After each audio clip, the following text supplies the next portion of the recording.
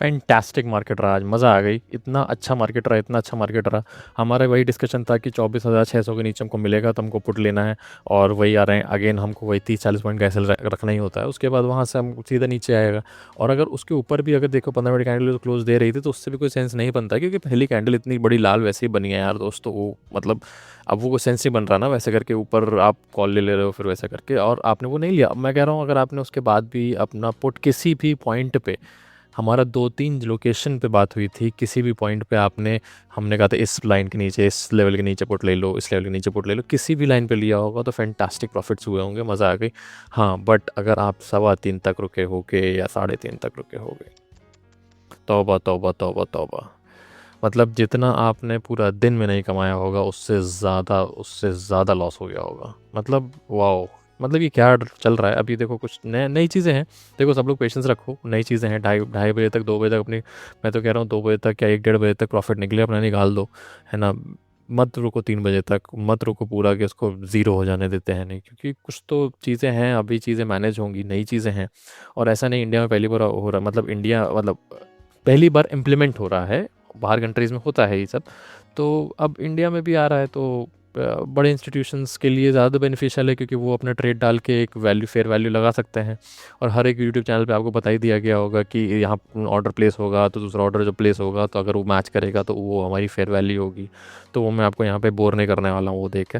तो आपको इन से समझ लो कि आपको 2-2:30 बजे तक मैक्सिमम अपना ट्रेड क्लोज कर देना है, प्रॉफिट लेके अपना बाहर आ जाना है ना। ये चलिए स्क्रीन पे चलते हैं और कल का डिस्कशन करते हैं। मार्केट बहुत ही इंपॉर्टेंट जोन पे है, अगेन वही 24,600 बहुत इंपॉर्टेंट जोन बन रहा है हमारे लिए। तो आइए चलिए स्क्रीन पे चलते हैं और सारी चीज़ डिस्कशन करते हैं अच्छे से। देखो जैसी जो हमारी बात हुई थी वो तो यही हुई थी कि जो ऊपर बंद हुआ ये तो कोई मतलब नहीं है, मार्केट नीचे घूम फिर के कहीं इसी के आसपास इस जोन में खुलना चाहिए। तो मार्केट ने पहली कैंडल देखो यहाँ तो बना दी थी, जब यहाँ इसके अंदर पहली कैंडल बना ही दी है ना। और आपने मान लो 15 मिनट्स कैंडल की बात होती है मेरी सारी, तो 15 मिनट कैंडल में क्लोज हुआ तो आपने यहाँ पे पुट लिया, और उसके बाद थोड़ा सा ऊपर रिवर्स करके वापस से लंबे से हमारे टारगेट्स दिए, है ना। मैं कह रहा हूँ आपने यहाँ पे नहीं ले पाया, मैं मान सकता हूँ कि चलो ठीक है, आपको लगा अगर ये तो वापस ऊपर आ गया तो हो सकता है कि ऐसा आपको लग रहा ऊपर चला जाए, ठीक, वैलिड, वेरी वैलिड पॉइंट।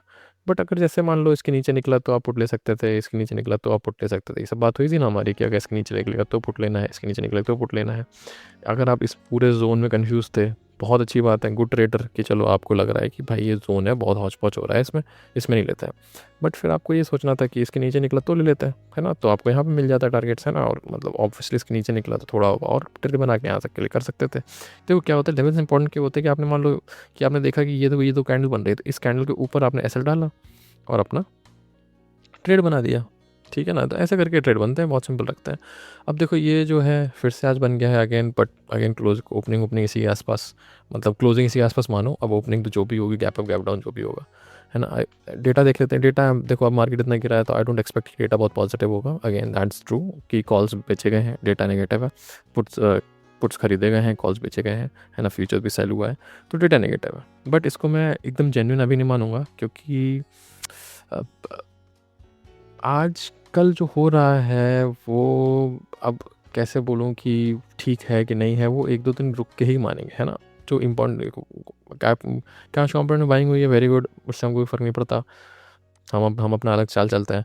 अब यहाँ पे देखो ऑप्शंस की बात करने का मतलब नहीं है कि आज एक्सपायरी हुई है ना। एडीआस की बात कर लेते हैं। एडीआस भी कुछ खास हमको इंडिकेशन नहीं दे रहे हैं। विप्रो देखो, इन्फोसिस देखो, एचडीएफसी थोड़ा 1.1% नीचे है अराउंड, बट ठीक है, इट्स नॉट दैट कि हाँ बैंक्स नीचे हैं, मान सकते हैं। पर ICICI देखो अभी पॉजिटिव था, अभी 0.02 हो गया है, तो घूम फिर के हमको कोई खास इंडिकेशन यहाँ से भी नहीं है। तो हमको रिलाई करना होगा ग्लोबल मार्केट पे और उस पर। और ग्लोबल में भी सबसे इंपॉर्टेंट देखो क्या हो रहा है, अभी क्रूड है ना, ये क्रूड गिर रहा है बैक टू बैक, तो क्रूड गिर रहा है, इस चक्कर में ही हमको गिफ्ट निफ्टी में पॉजिटिविटी दिख रही है ना। और ऊपर से डाउ जोन्स तो भाई साहब ऊपर हैं, ये तो तोड़ फोड़ के ऊपर करे हुए। तो देखो अब यहाँ कन्फ्यूजन क्या है, data negative but crude is down and global is positive. तो समझ रहे हो, ऐसे टाइम पे आपको क्या करना चाहिए, आपको क्वांटिटी कम रखनी है ऐसे टाइम पे। अब मैं आपको एक चीज़ सिंपल बताता हूँ, देखो बहुत अच्छा है। देखो अगर मैं आपको डेली चार्ट पे दिखाऊँ, है ना, सारे लेवल्स हटा दो, मैं तो कह रहा रुको, रिमूव ड्राइंग्स, ठीक है, सारे लेवल हटा दो। अब देखो आपको क्या करना है, आपने पहले तो ये लाइन ड्रॉ करनी है यहाँ पे, बहुत बहुत सिंपल बनाऊंगा लेवल्स आप लोगों के लिए, ठीक है ना। एक आपने यहाँ पे एक लाइन ड्रॉ कर दी, ठीक है। ठीक है।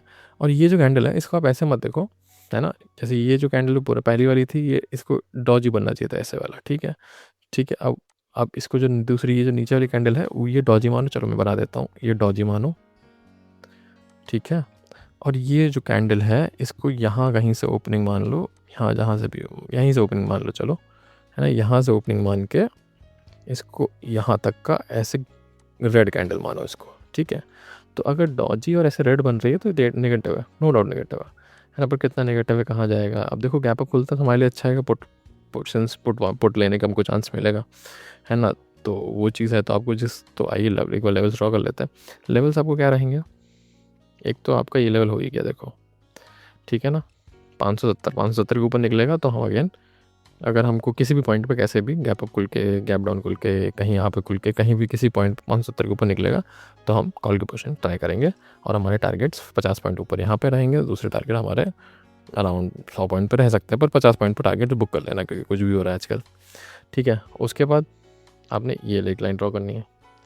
देखो ये था गैप, हो सकता है गैप फिल करके ऊपर जा रहा हो मार्केट, बट वो हमको तभी पता चलेगा जब 570 के ऊपर निकलेगा मार्केट, ठीक है। अब आपको पुट्स कहाँ से लेना है, अगर मान लो गैप अप खुल जाता है, और पुट कहाँ से लेना है, सबसे अच्छा तो पुट तो यही है, 570 के आसपास ले लो पुट, है ना। दूसरा मैं आपको बताऊंगा कि एक ही लेवल है अराउंड 516 के आसपास, या अगर इसको रिफाइन करें तो यहाँ के आसपास ही है। एक मिनट, जस्ट सेकंड, ड्रॉ करने हो जाओ भाई, हाँ। तो यहाँ पे आप एक पुट की पोजीशन बना सकते हो, ठीक है, ठीक है।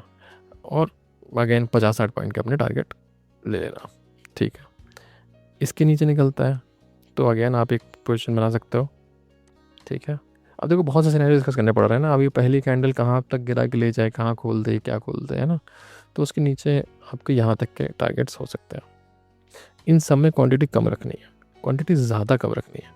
क्वांटिटी ज़्यादा तब रखनी है जब आप मेजर लेवल पे, मेजर लेवल होगा आपका ये, जहाँ से आपको ब्रेकआउट मिला था 250, याद है ना, 250 लेवल में बहुत ड्रामा किया था मार्केट ने, याद है। तो जब तक आइदर या तो देखो 570 के ऊपर निकल के हमको कुछ ऐसे डिसाइसिव कैंडल दिखा दे कि हाँ भाई हम ऊपर ही रहने वाला हूँ, मैं सब कुछ जो ये सब था ये एक तरीके रिट्रेसमेंट था, क्योंकि मार्केट ओवरबॉट था, जो मैं चिल्लाता आ रहा था ओवरबॉट है ओवरबॉट है ओवरबॉट है, तो वो आप समझ गए। तो अब मार्केट ने अपने आप को ओवरबॉट को ठीक कर लिया, अभी ठीक है मार्केट, है ना। या तो वो हो जाए, या तो अगर इन सब जगह पे आप कहीं पे भी इस जगह पे आप ट्रेड ले रहे हो तो क्वांटिटी कम रखो।